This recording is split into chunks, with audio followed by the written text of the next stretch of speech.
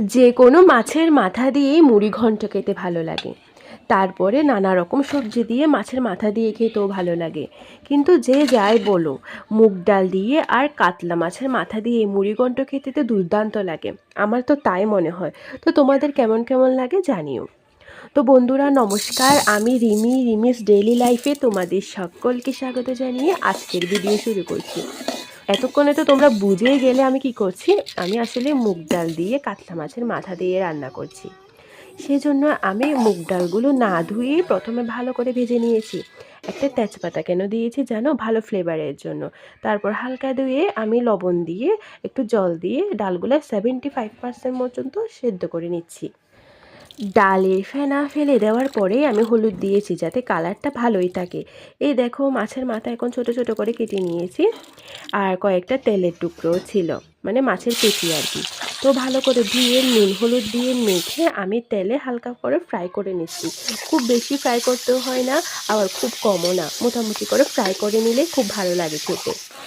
ও হ্যাঁ, শুধু কাতলা মাছের মাথা দিয়ে করতে হবে কথা নেই, তোমরা চাইলে রুই মাছের মাথা দিয়েও এই রান্নাটা করতে পারো।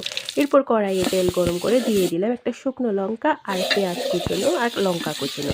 তারপরে আদা জিরা বাটা দিয়ে ভালো করে ভেজে নিচ্ছি। হলুদের গুঁড়ো দিলাম আর স্বাদ মতো মরিচের গুঁড়ো দিয়েছি। এই তো ভালো করে কষিয়ে নিচ্ছি। দেখো মিনিমাম 75% মতো আমি ডালটা সেদ্ধ করে নিয়েছি। এরপর আমি মশলার উপরে ডালটা দিয়ে দিলাম, একটু নাড়াচাড়া করে নিচ্ছি। তো তোমরা যে যেরকম খেতে পছন্দ করো ওভাবে একটু গরম জল দিয়ে দেবে। তো আমি যতটুকু প্রয়োজন ততটুকু দিয়েছি। এরপর ভেজে রাখা মাছের মাথাও দিয়ে দিচ্ছি। বন্ধুরা এই কাতলা মাছের মাথা দিয়ে মুগ ডালটা একটু টকটকে খেতেই ভালো লাগে। আর একদম গরম গরম ভাতের সাথে যদি এই গরম গরম ডালটা দেওয়া হয় তাহলে তো আর কথাই নেই, আর সাথে যদি মাটির উনুনে রান্না হয়। এখন আমি দিয়ে দিচ্ছি স্বাদের জন্য গরম মশলা। আর মুগ ডাল রান্না করলে একটু চিনি দেবো না তাই কি হয়, তাই চিনিও দিয়ে দিলাম।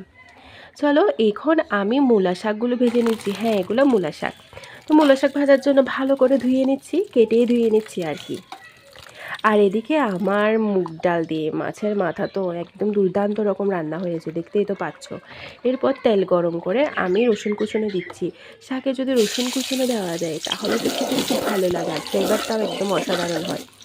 এরপর কেটে ধুয়ে রাখা মূলা শাকগুলো দিয়ে দিচ্ছি। একটু কমে যাওয়ার পরে আমি আন্দাজ করে নুনটা দিয়ে দেব। এই তো শাক অনেকটাই কমে গিয়েছে, অনেক পানিও ছেড়েছে। আর এখন আমি নুনটা দিচ্ছি, তাহলে এখন ব্যালেন্সটা ঠিক থাকবে। এখন শুধু ভেজে নেওয়ার পালা, আর কোনো জল ঝান্টা নেই, শুধু ভেজে নিলেই হয়ে গেল। আর দেখো বন্ধুরা, দুইটা পদই কিন্তু রান্না হয়ে গিয়েছে।